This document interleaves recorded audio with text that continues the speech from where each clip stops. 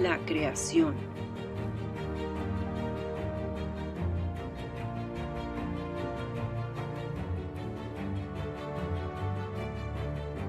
El ser humano. La caída.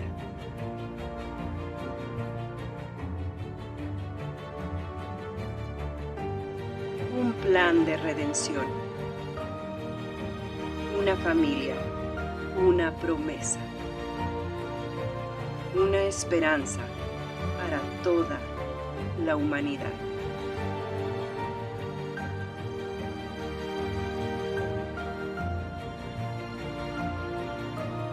Génesis, donde todo comienza. Uno de mis mayores retos es poder que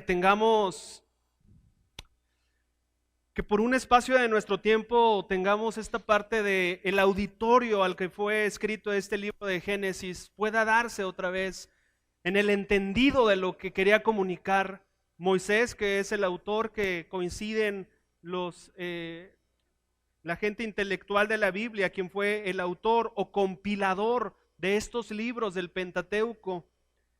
Y lo que yo quiero capturar más es la esencia, esa esencia en donde el auditorio original recibió este libro de Génesis. Ya hablamos y ya hemos aclarado que no tiene que ver con que entremos a cosas técnicas o científicas de la creación, de la vida. Ese no era el propósito al cual el autor original quería referirse al expresar no solamente Génesis, sino también los otros libros de Pentateuco. Lo que nosotros vimos en Génesis es que, lo que les aclaraba o les comentaba es que este libro, por un lado, y es el mayor soporte, es que el pueblo, específicamente la segunda generación de israelitas que estaban a punto de cruzar el río Jordán para poder entrar a la tierra prometida, necesitaban poder ser comunicados e instruidos por Dios para no fallar en esa misión. Unos comentaristas no coinciden con este momento en donde el propósito del autor era que estuviese en ese lugar y en ese momento de la historia, sino ellos lo refieren en el momento en donde el pueblo de Israel estaba en total desorientación después o en el exilio, en donde estaban en esos 70 años en el exilio y necesitaban recordar quiénes eran, de dónde venían, quién era su Dios. Otros autores refieren eso. Son semejanza, hay cosas de semejanza en la intención del autor en cada uno de los capítulos, ya sea en el panorama de un Israel en el exilio o un Israel que está a punto de cruzar el río Jordán. En Génesis 1 lo que les está recordando y la pregunta que se hacían su gente es: ¿podremos conquistar la tierra prometida? Y Génesis 1 tiene que ver y cuenta el gran Dios que formó el universo. Es lo que estamos hablando de Génesis 2. Después el autor de este libro de Génesis está hablando la historia de Adán y Eva. Y lo que quería referirse a su auditorio es que no se olviden de lo serio que es el pecado en la vida. No se pueden olvidar de eso. Ni Adán ni Eva ellos fueron sacados de un jardín hermoso que Dios había escogido como morada en el Edén. Eso sería en Génesis 2.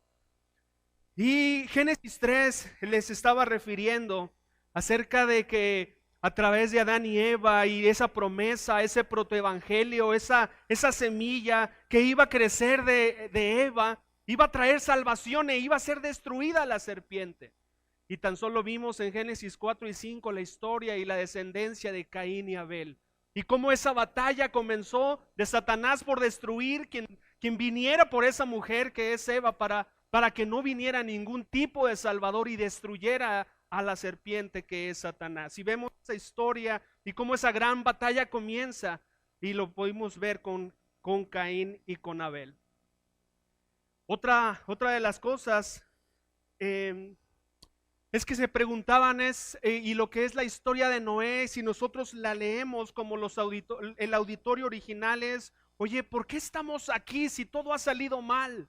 ¿Por qué estamos aquí si todo ha salido mal?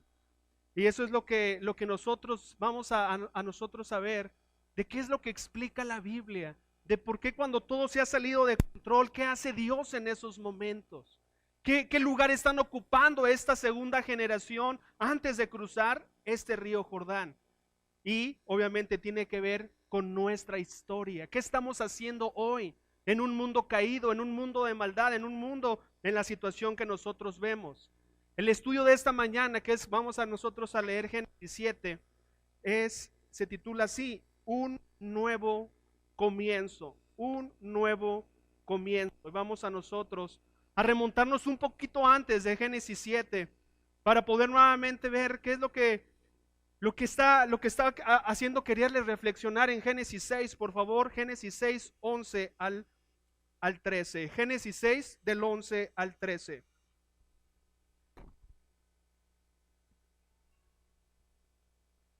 Génesis 6 del 11 al 13 dice así: ahora bien, Dios vio que la tierra se había corrompido y estaba llena de violencia. Dios observó toda la corrupción que había en el mundo, porque todos en la tierra eran corruptos. Verso 13. Entonces Dios le dijo a Noé: he decidido destruir a todas las criaturas vivientes, porque han llenado la tierra de violencia. Así es, los borraré a todos y también destruiré la tierra.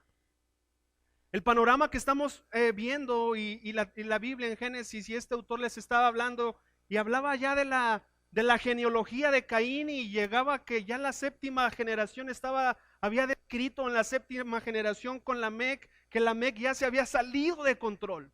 Toda esta genealogía de Caín, cuando le dice, oye, antes de que asesinara a su hermano, oye Caín, Satanás está queriendo controlarte, ten cuidado, tú puedes dominarlo. Y vemos toda una cadena descendente en la cuestión moral, violencia y la situación en lo que ya ha explicado el autor, y apenas en la séptima generación, contando desde Adán, vemos a un Lamec descontrolado.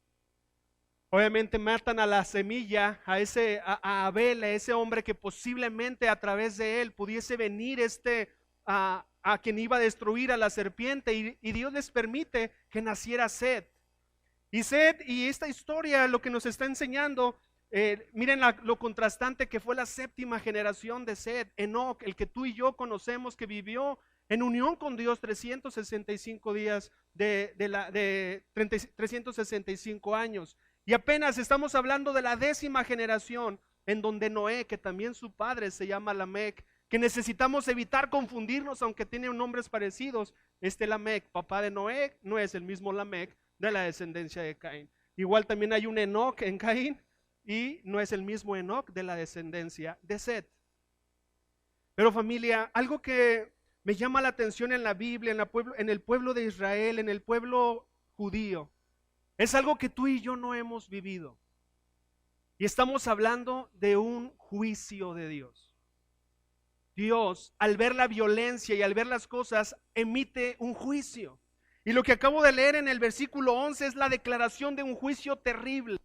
Un juicio de tamaño cataclísmico, grandísimo. La tierra que había solamente creado momentos antes, ya la tierra estaba llena. Las palabras que dice del 11 al 13 son palabras terribles. Dice, estaba llena, la tierra estaba corrompida, llena de violencia. La corrupción estaba llena por todo el mundo. No solamente era aislada a unas personas como lo era Lamec y tal vez sus hijos. Dice, toda la tierra estaba llena de violencia. Génesis 11 y ese juicio, escuchar y leer de parte de los labios de Dios, que había dicho cuando había creado la tierra y los cielos, es bueno, y fue bueno, y todo es increíble. Momentos antes se había satisfecho toda su creación, y ahora está diciendo, he decidido destruir a todas las criaturas vivientes, porque han llenado la tierra de violencia. Así es, los borraré a todos y también destruiré la tierra. Familia, el autor de Génesis ya les ha aclarado que Dios no pasa por alto la desobediencia, que Dios no pasa por alto el pecado. Adán y Eva comieron del fruto prohibido. Caín asesinó e inmediatamente entra Dios. ¿Cuál fue el juicio ante Adán y Eva? Ser expulsados, venir la muerte. ¿Cuál es el juicio sobre Caín?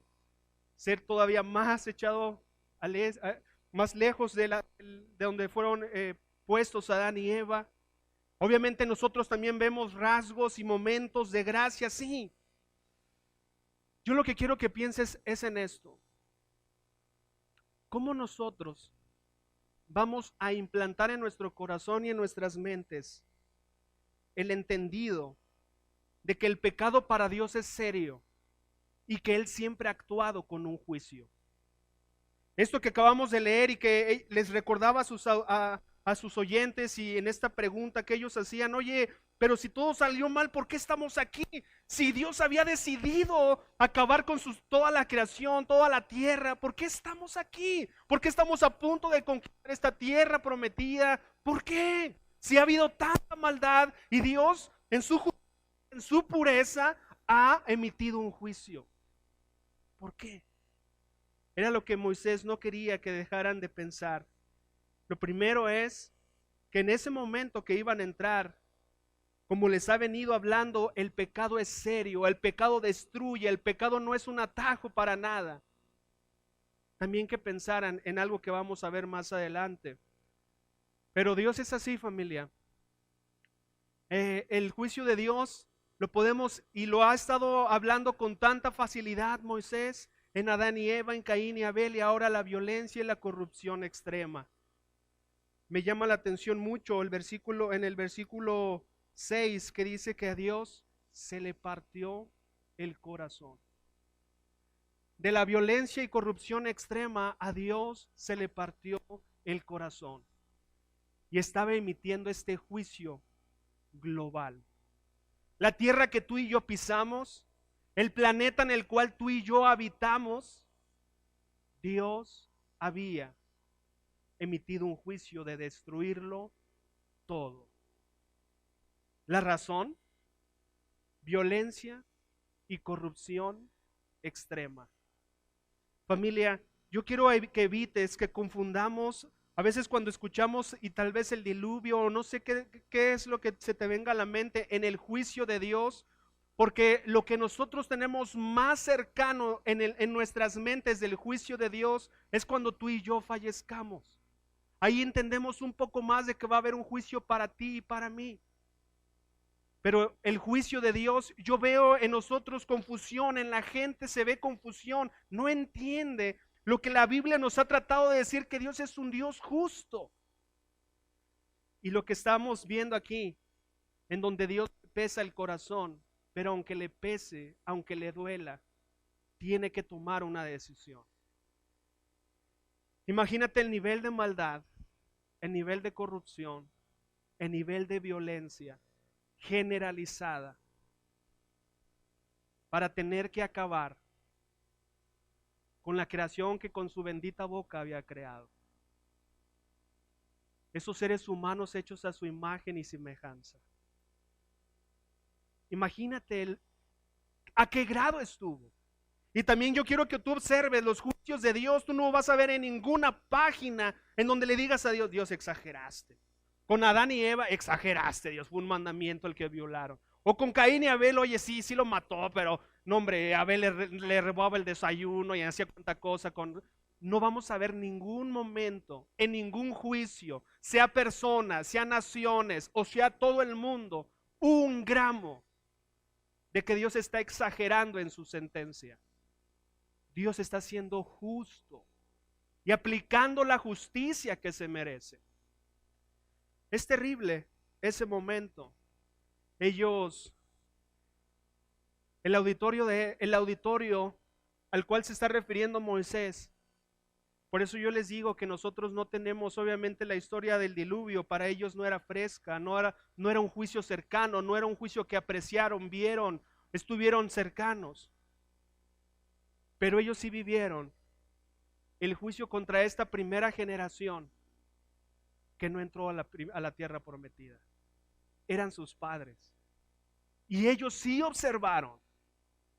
Yo también, oye, Fer, ¿a poco nada más que llegaron y que con el informe y que vieron nefilitas, gente gigante y que desanimaron? ¿A poco eso fue mucho para que murieran y no los dejara entrar a la tierra prometida? Solamente vemos un espacio, una parte, una cosita que Dios nos deja ver, pero nunca vas a ver que Dios exageró, que fue que se salió de control Dios y que dijo, sí, hicieron eso, me tomaron en un mal día. Hoy mi día ha sido fatal y porque hicieron esto, ahora ustedes van a morir. Dios no es reaccionario. Es totalmente justo. Y el auditorio que estaba acá, esa segunda generación, ellos habían visto, no solamente no habían visto el diluvio como tú y yo no lo hemos visto, pero ellos sí habían visto el juicio sobre sus padres. Los vieron morir uno a uno durante esos 40 años. Ellos sí entendían que Dios cuando dice algo lo va a cumplir, tárdese lo que tarde. Y solamente le dijo a Caleb y a Josué, y solamente Josué y Caleb estaban con vida de esa primera generación. Cuando Dios pronunció ese juicio, ellos eran niños. Pero cuando fueron adultos, ellos entendían, Dios emite juicios. Y esa es la parte, familia, que nosotros como personas mexicanas, con el contexto que tenemos como nación, como familias, no hemos experimentado un juicio. No lo hemos experimentado. Cercano, solamente son historias al pueblo de Israel, al pueblo de Dios, a la nación, al mundo, como lo vemos en Noé. Pero te voy a decir lo malo que es si no lo tomamos bien. Pensamos que es un cuento para amedrentarnos, como un cuento religioso para controlar a las personas, meterles miedo. ¿No creen que Dios es un Dios santo, un Dios de juicio desde el principio con Adán y Eva hasta el final en Apocalipsis? No lo vemos así. Cuando lo veamos, vamos desarrollando esta historia y te darás cuenta, te vas a dar cuenta que es bueno en nuestro corazón entender que Dios se mueve así. Ellos lo entendían, sus padres vinieron con esos reportes, frutos grandísimos, gente muy grande, y Noé estaba contando esta historia. Jesús, quiero que vayamos a Mateo, por favor, Mateo 24, 36 al 39.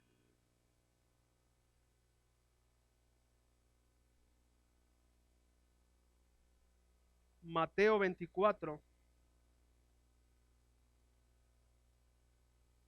36 al 39. Oye, Fer, pues no será una historia inventada.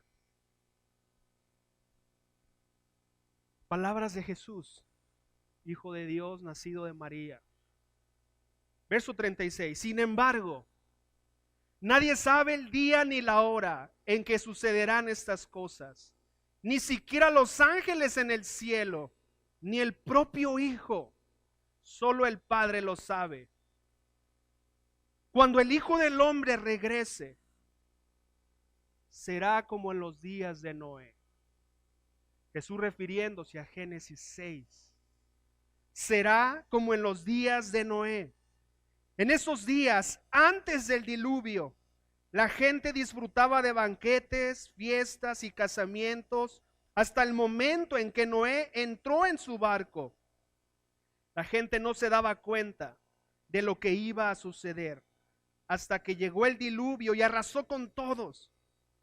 Así será cuando venga el Hijo del Hombre. Ya en la generación de Jesús estaba anticipando que en los días de Noé la gente estaba totalmente tranquila y los tomó por sorpresa. Desestimaron la palabra de Dios. Aunque había una generación de Set, aunque había hombres temerosos de Dios, aunque habían descendientes de Enoc y de las personas Matusalén, Lamec, de esa línea descendiente de Set, algo ocurrió, pero se descarrilaron completamente. Y Jesús les estaba diciendo: hey, gente, mi público, no se distraigan, lo que pasó con Noé fue cierto, es real. Yo quiero decirles que nos mantengamos cuidado, porque así como emitió juicio, hay un juicio para todos. Necesitamos estar preparados, alertas. Nuestras vidas, nuestros corazones, nuestra adoración necesita estar en el punto correcto para cuando ese día regrese. Oye, Jesús, ¿y cuándo va a regresar? Nadie lo sabe, ni el Hijo, ni los ángeles, solamente el Padre. Y saca a contexto, como en los días de Noé, la gente se sorprendió. Los tomó por sorpresa su vida. Que no pase eso con ustedes, porque Dios ha sido un Dios de juicios, un Dios que dice: hasta aquí.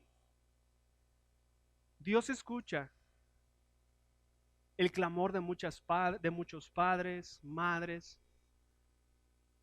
Familia, no es de orgullo lo que sucede en nuestra era. Ayer, la semana que pasó, no va a ser nada que nos enorgullezca lo que va a acontecer esta semana que viene. Pregúntale a los padres de hijos y hijas desaparecidos: ¿qué sienten? ¿Que el mundo es color de rosa? ¿Qué piensan? A madres y padres de hijos violados, asesinados a sangre fría porque querían su celular, porque querían enriquecerse. Eso es lo que estamos viviendo en nuestra generación. Golpes. ¿No crees que a Dios dice: pues sí, pero ¿qué está haciendo Dios? ¿En qué está?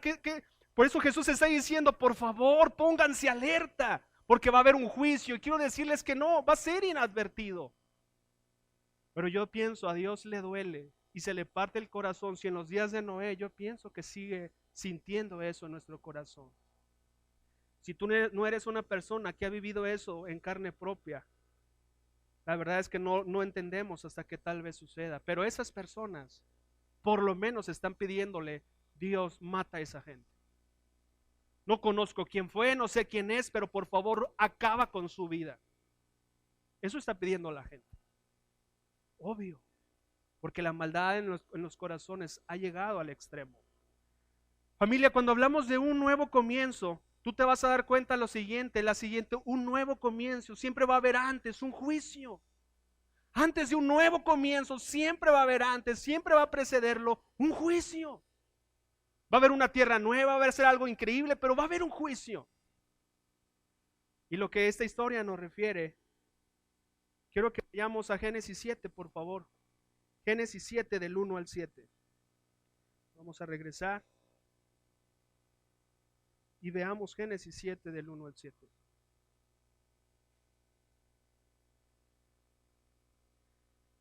Cuando todo estuvo preparado, el Señor le dijo a Noé: entra en el barco con toda tu familia, porque puedo ver que entre todas las personas de la tierra, solo tú eres justo. Toma contigo 7 parejas, macho y hembra, de cada animal que yo he aprobado para comer y para el sacrificio. Y toma una pareja de cada uno de los demás. Toma también 7 parejas de cada especie de ave. Tiene que haber un macho y una hembra de cada pareja para asegurar que sobrevivan todas las especies en la tierra después del diluvio. Dentro de 7 días, ya le puso Dios fecha. Dentro de 7 días haré que descienda la lluvia sobre la tierra, y lloverá durante 40 días y 40 noches, hasta que yo haya borrado de la tierra a todos los seres vivos que he creado. Verso 5. Así que Noé hizo todo tal como el Señor le había ordenado. Noé tenía 600 años cuando el diluvio cubrió la tierra. Subió a bordo del barco para escapar del diluvio, junto con su esposa, sus hijos y las esposas de ellos. Vamos a detenernos ahí. El juicio de Dios llegó. Desde la escuela dominical esta historia es conocida por todos nosotros. Si dentro de lo que no conocemos la Biblia, la historia de Noé la conocemos. No sé cómo la ubiques, que crees que esté enseñándote. No nos está enseñando simplemente a ser justo como Noé. Oye, Fer, pero no, después de la caída, ¿no crees que no había nadie en la tierra que sea justo más que Cristo? ¿Por qué dice aquí que pudo ver y entre todas las personas de la tierra solamente él era justo? Oye, ¿y su esposa era justa? Sem, Cam, Jafet eran justos. ¿Las esposas de ellas eran justos? No, la Biblia no enseña, familia, la justicia de Noé al grado de la pureza de Jesús. Pero si tú comparas el corazón y la justicia y rectitud de Noé contra la maldad, la corrupción y la violencia que estaban enfrentando, así como Lot, que no era perfecto, y que Sodoma y Gomorra iban a enfrentar el juicio, en Noé no encontró perfección. Sabemos, de hecho conocemos la historia, que también se embriagó, ¿cierto? No era perfecto, pero sí había temor de Dios en él. Y nosotros vemos en cada juicio, en cada nuevo comienzo, la gracia de Dios. Lo que está enseñando también esta historia del juicio de Dios, siempre con Adán y Eva, con Caín y Abel, con todo momento en donde ha puesto, declarado juicios, es la gracia de Dios. La gracia de Dios en donde todo este diluvio, y aquí, dentro de esa arca, Dios, a un hombre que sí se diferenciaba de su generación, sin duda, no perfecto. La esposa ni sabemos cómo era, sus hijos no sabemos cómo era. Cam, sabemos que después empezó una terrible descendencia, Cam con la descendencia de Canaán. Pero dentro de esa arca se encontraba la gracia de Dios. Animales, de ese deseo de acabar con todo. Dios, y nos enseña algo que a veces hemos perdido de vista. Dios en sus juicios siempre va a dar la gracia de un remanente. La gracia de un remanente. Fer, ¿qué es eso de remanente? El remanente, el remanente son personas o grupo de personas que permanecen leales a Dios sin importar lo que enfrenten. Dios en su gracia toma ese remanente, a esa persona, grupo de personas que permanecen leales, no perfectos, no sin ninguna mancha moral ni nada, no hay más que Cristo Jesús. Pero sí hay una diferencia en sus vidas, que permanecen leales a Dios sin importar lo que enfrenten. Y ese era Noé y su familia. Ese era ese remanente. En ese juicio de Dios, 8 personas solamente fueron el remanente y lo que Dios rescató. Vuelvo a decirte, ¿es exagerado? ¿De todos Dios? 8, no solamente Noé. Dios no va a cometer nunca injusticia. Y también nos va a enseñar esa historia de Sodoma y Gomorra, que fue a buscar y solamente encontró a Lot. Oye, pero si encuentras 15, oye, pero si los que encuentre. ¿Creas que yo voy a matar a alguien inocente? Yo no soy así. Yo no soy ese Dios. Es ese Dios al cual tú y yo alabamos y adoramos. Y es ese Dios que lo vas a ver en la historia bíblica, buscando, desafiando y dando oportunidad de gracia a un remanente que permanezca fiel y leal, pase lo que pase, siempre. Quiero que vayamos a Isaías 54, por favor.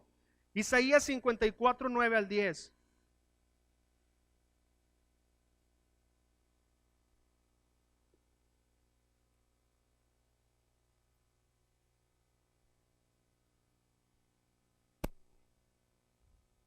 Isaías 54, 9 dice así: así como juré en tiempos de Noé que nunca más permitiría que un diluvio cubra la tierra, ahora también juro que nunca más me enojaré contigo ni te castigaré, pues las montañas podrán moverse y las colinas desaparecer, pero aún así mi fiel amor por ti permanecerá.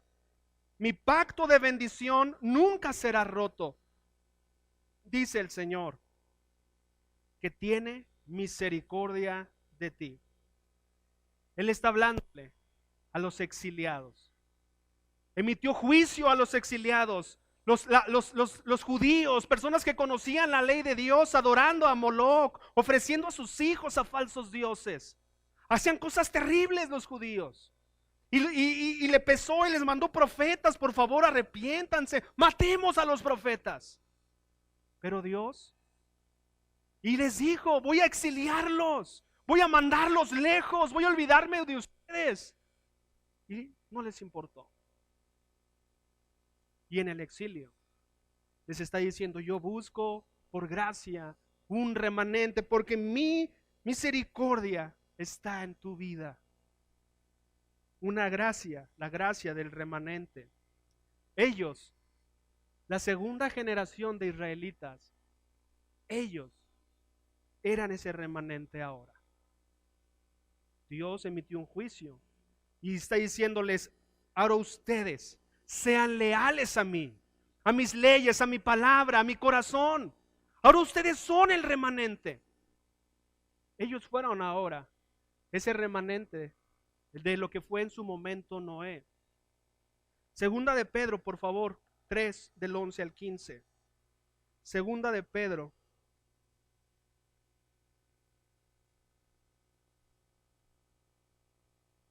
Segunda carta del apóstol Pedro, capítulo 3.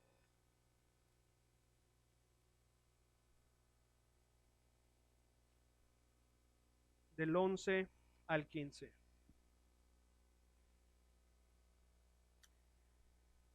Dado que todo lo que nos rodea será destruido de esta manera, ¿cómo no llevar una vida santa y vivir en obediencia a Dios?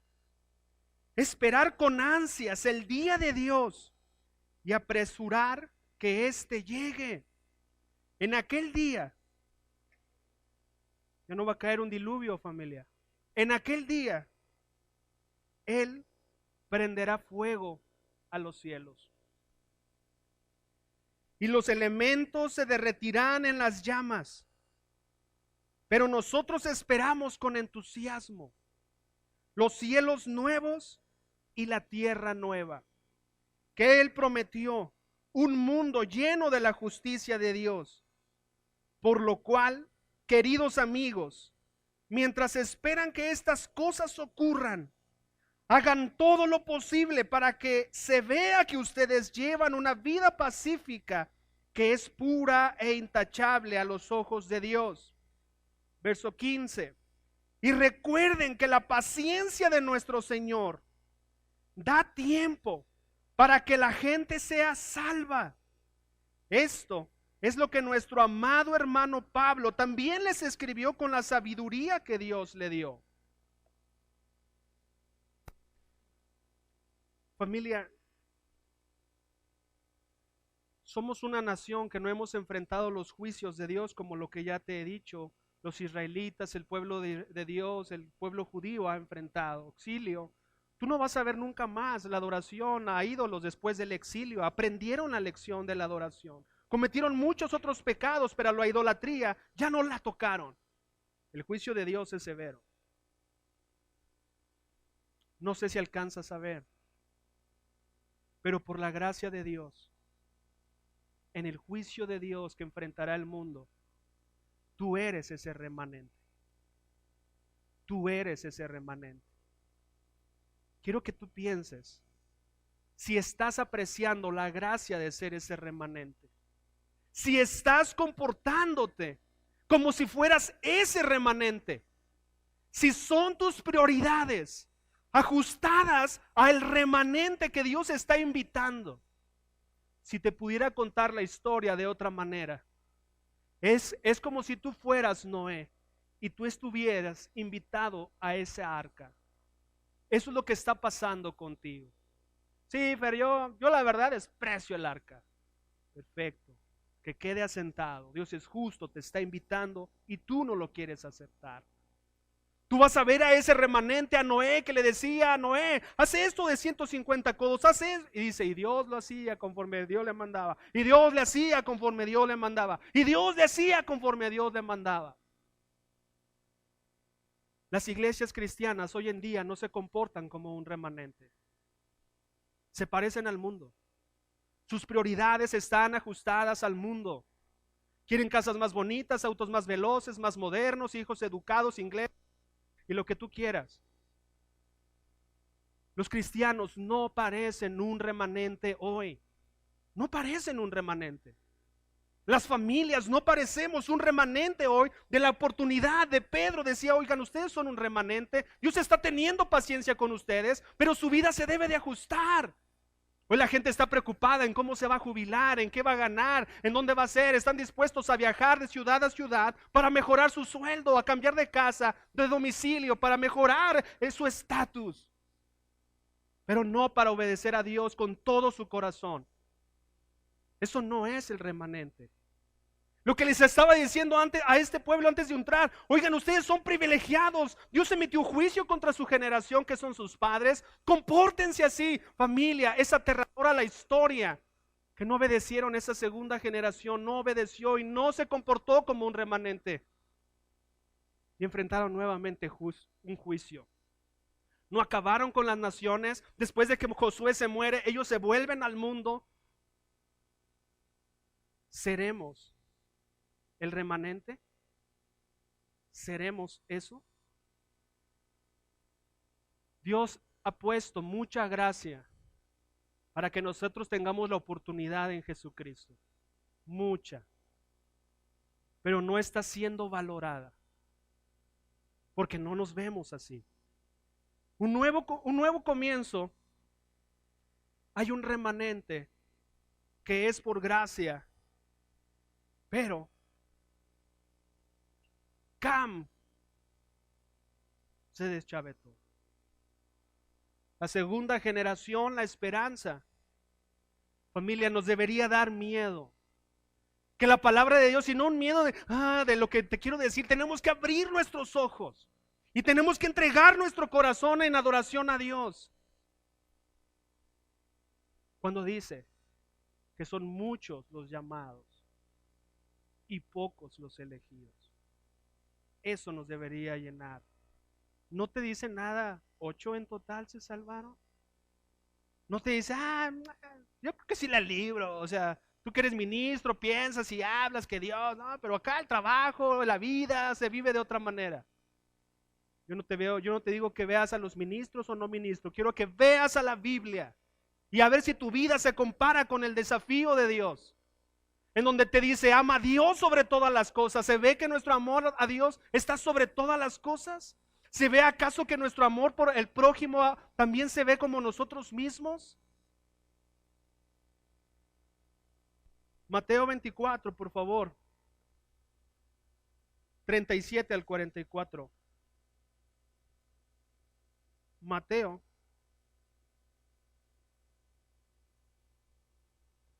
24.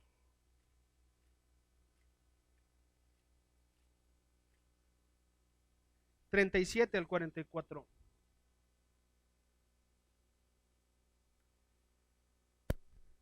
Cuando el Hijo del Hombre regrese será como en los días de Noé. En esos días antes del diluvio la gente disfrutaba de banquetes, fiestas y casamientos hasta el momento en que Noé entró en su barco.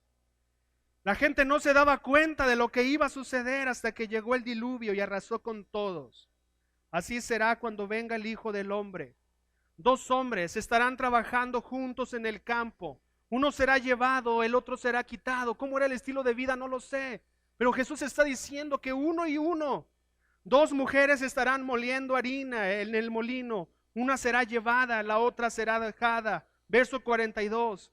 Así que ustedes, ve el mensaje del corazón de Dios.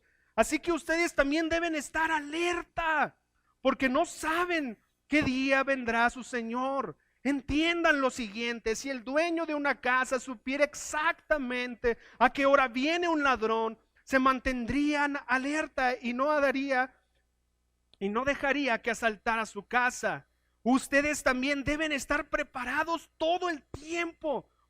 Hijo del hombre vendrá cuando menos lo esperen. Familia, si hay algo que quiero decirte en esta mañana con todo mi corazón, es que tú con Dios, pienses y tomes la decisión: ¿estoy actuando como el remanente que te espera? Mi vida, mis prioridades, mi corazón refleja que yo seré el que seré llevado por gracia, como Noé fue llevado por gracia, no porque era perfecto, por gracia. Si no encuentras elementos de que Dios no es tu prioridad, yo te digo que tienes que parar toda tu agenda para hacer que eso sea necesario en tu vida. Ay, pero qué exagerado. Como un hombre de Dios que te habla la palabra de Dios, te estoy diciendo esto. Porque la palabra de Jesús es lo que está diciendo. Del 1 al 4.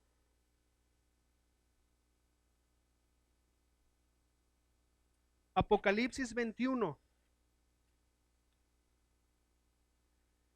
Dice: entonces vi un cielo nuevo y una tierra nueva, porque el primer cielo y la primera tierra habían desaparecido, y también el mar. Ya Juan está viendo lo que pasó después de este juicio. Y vi la ciudad santa, la nueva Jerusalén, que descendía del cielo desde la presencia de Dios, como una novia hermosamente vestida para su esposo.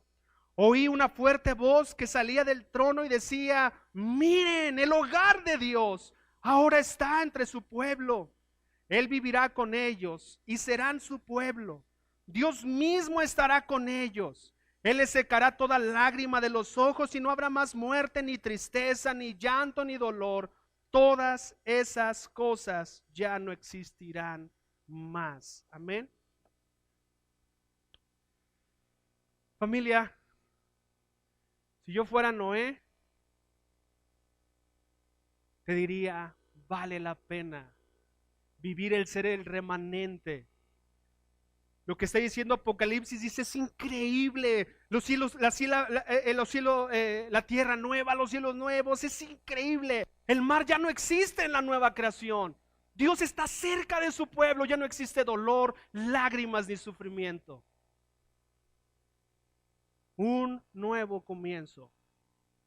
Dios invitándonos a ser su remanente. Yo quiero pedirte con todo el corazón que podamos vivir como lo que Dios quería enseñarles a esta segunda generación. Dios es un Dios de juicios, es un Dios de remanentes. Ustedes valórenla, aprécienla y puedan disfrutar de la presencia de Dios. Acompáñame en una oración. Todopoderoso, Padre Santo, esta tierra ya ha vivido un juicio muy fuerte en nuestras vidas.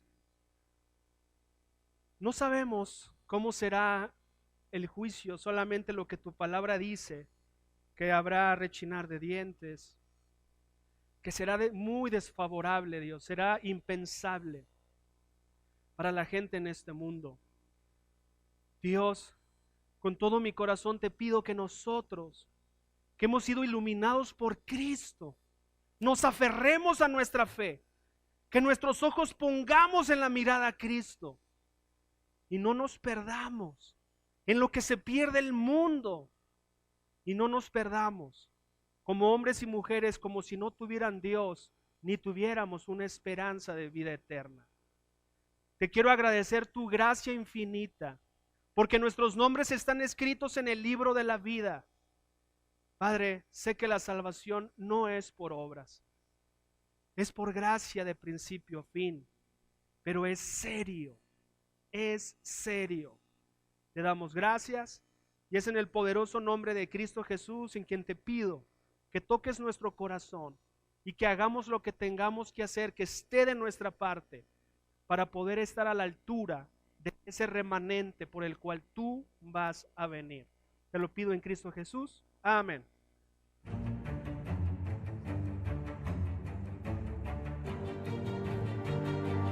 La creación.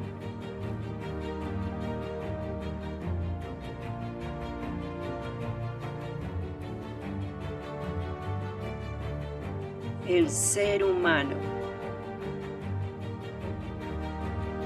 La caída.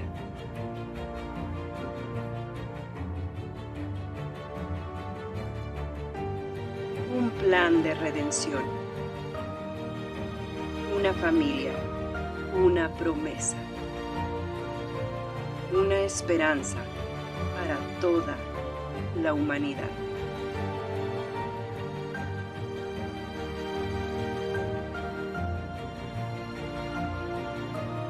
Génesis, donde todo comienza.